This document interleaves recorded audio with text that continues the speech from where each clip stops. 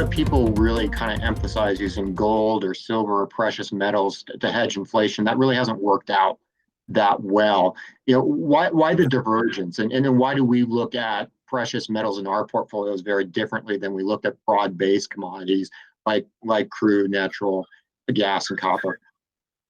Well, there's two things there. One is that gold and general commodities are going to act different depending on whether you're in a growth environment or whether growth is accelerating or decelerating. Okay, so if growth is decelerating, then real interest rates are going to fall. There's going to be a fall off in demand for general commodities, but as real rates fall, there tends to be a demand for gold. The same thing goes in reverse. If the economy is accelerating, you see this accelerating demand for general commodities, and people don't want to be in gold because they want to invest in something that's going to benefit from that growing economy. Gold is kind of an anti-growth investment, and so in periods where the economy is growing, gold's not going to do well. And I think that gives you another clue, by the way, as to how the economy has performed this year. Gold hasn't done anything good, put it that way. It's better than a lot of things. It's certainly better than being in stocks. It hasn't gone down much, but it is down for the year. And so I think that's another indication of how the economy is doing. Yeah, and just to kind of throw this out there, the dollar certainly weighs in on inflation, but does it maybe kind of weigh in a bit different with the U.S. becoming one of the largest exporters of natural gas on a market like that than it weighs in the gold market, say?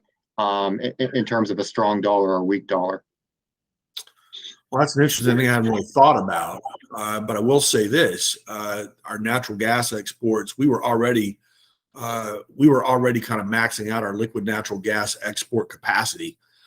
We only have so much capacity to do this because we only have so many liquefaction plants, and we only have so many ships. And essentially, we were kind of, when all this happened with Europe and Russia and all this, we were already kind of at capacity. A lot of the LNG that's ended up in Europe has come from other places.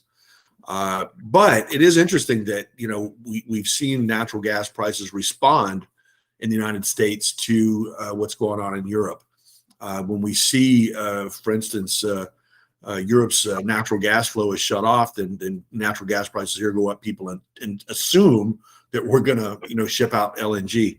But the effect on the dollar, like I said, I haven't really thought about that. I'm not sure I really have a good answer for it. I think that oil is priced in dollars, obviously, and there is that certainly we are an exporter of oil at this point too, crude oil.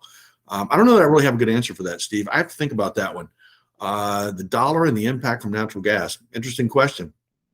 Yeah, and it does seem that those markets, oil traded in dollars, natural gas, where we become an exporter, they've also done better than in a strong dollar environment than gold's really done also. So yeah. Oh, well, yeah, look, I mean, people have this idea that commodities are inversely correlated with the dollar, and they usually are, but that correlation is not 1-to-1. The correlation is about 0.5 actually. So there are other factors that come into play when it comes to general commodities versus the dollar. The gold is a little bit different, though. Frankly, with the rise in the dollar this year, you would have thought that gold would have gone down more. But gold and the dollar actually kind of respond to similar things. Dollar values are driven to some degree by real rate differentials.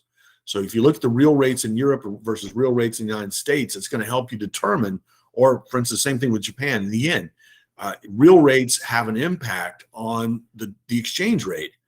And if you think about it, it kind of makes sense. But that's why the yen's gone down so much this year. They've held rates very low, so their real rates are very, very negative, whereas ours are now, if you're looking at tips in particular, you have positive real rates here. We had 88 basis points yesterday on the 10-year, I think it was. That's a high that goes back quite a long ways. Now, those real rates in the United States prior to the global financial crisis in 2008 were up around the 2.5 range. So think about that for a minute. If you get if you get real rates back up to that 2% range, where do you think gold's going? Now, real rates going to 2% would mean the economy here would be doing quite well. I would say, too, go back to that natural gas thing in the exports, though.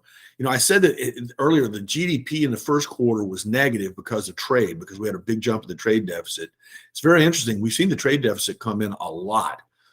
Since then, we went from I think almost 130 billion deficit to about a $70 billion deficit in the last report, and it's being driven by a lot of different things. Natural gas is one of them. It's not being driven necessarily by a drop in imports, which would be very, very worrisome.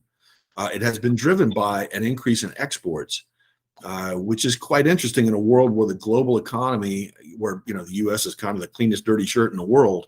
If the rest of the world is doing that badly, why are we exporting so much? Part of that's agriculture because of what's going on with Ukraine. Part of it's natural gas, again, with Ukraine. There's a lot of factors involved there, is my point. But it is interesting that now trade is actually starting, the net exports is actually added to GDP this quarter because the trade deficit has shrunk.